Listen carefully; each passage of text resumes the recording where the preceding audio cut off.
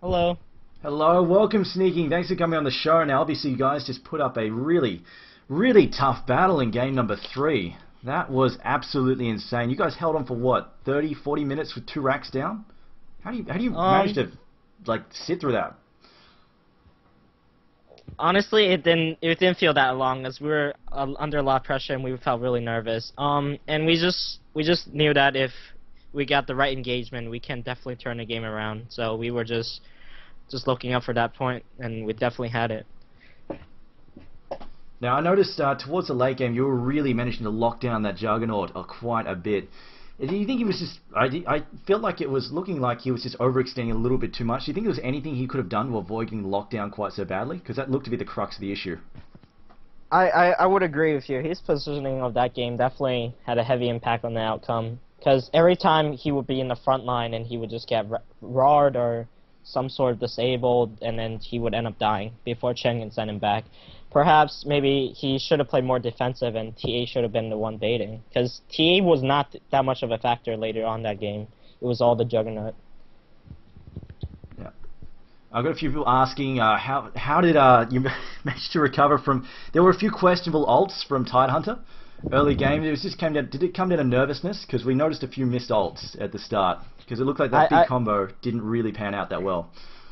I believe you're talking about the Roshan fight that went miserably bad because we missed a Ravage, correct? Yeah, that's what the viewers are asking right now. Yeah, that definitely came down to we were just screaming to get ready to Ravage, and then I think he just pressed the wrong button, or pressed it too early perhaps.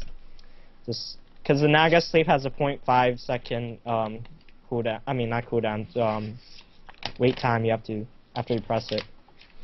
Fair enough indeed. Okay, so I've got one question I'd like to ask. The Nakes pick that came out in game number 2. How much did that throw you guys off there? It really looked like it was a great counter pick to the Lone Druid. I personally, when we saw the Nakes pick, it wasn't that big of a deal to us, because we knew that we can still be in Nakes, no problem if we just play correctly. But the biggest issue that game was Darkseer getting too many levels at top. We underestimated the amount of XP he was gonna get, and we definitely paid for it, because we should have not gotten Sand King. We should have gotten a range support to keep Darkseer out of lane, because Sand King was not able to keep him out of lane. And that's how we felt it was a majority issue, as Darkseer snowballed too heavily. He had an early pipe, and then his vacuums were just game breaking. Okay, fair enough. And I've got a question here. I think a lot of people have been asking this frequently. 6.75 has obviously brought in a whole number of changes. Which one do you think has probably impacted the metagame hero-wise the most? Oh, I have to take a look at that, because there are definitely a lot of changes.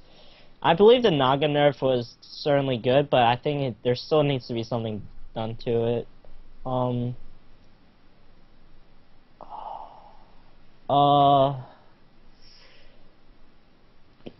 Honestly, I feel Batrider. It's gonna be one of those new first few picks now, along with Warlock. Those two heroes are, they're not utilized much right now, but the turn rate of Batrider, that increase is so significant, as well as Warlock's. Like, that low buff may not seem a lot, but Warlock's Fatal Bonds actually does a ton amount of damage if you combo it right.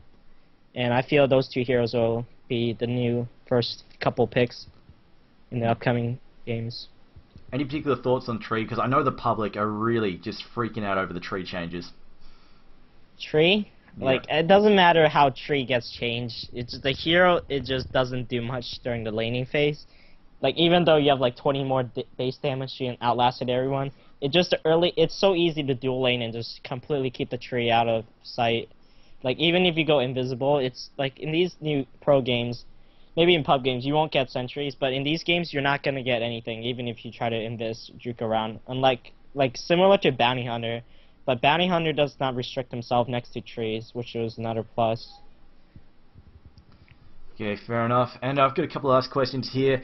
Particularly within this tournament, who do you think the biggest challenge is going to be to overcome? Which team? Do you have a team list? I'm sorry. I'll link you to a list here. It's let me bring up Chrome. Where are we? Premier League. PremierLeague.eu. I'll send it to you in chat right now.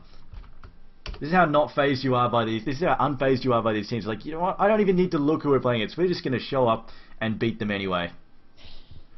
To be honest with you, I think the new Empire will definitely be difficult to, definitely a challenge, because not only did they have great players, but they have been previously playing together. So like many things that their teamwork will not be where it is, or it will take time for them to get there. But I'm pretty sure they already at it. And the new Quantic, perhaps they probably prove to be a challenge, as we are not sure yet. But their new lineup is definitely something to be aware of. Alright, well, thanks very much, Sneaky, for coming to the show. I think we've got no extra questions here from the community. So thanks for showing up, and, well, good luck in your games. Really great showing tonight. Obviously, you guys came back from a hell of a deficit there. What was that, nearly 20, that was like 20,000 plus experience behind, and you guys managed to rock that back anyway.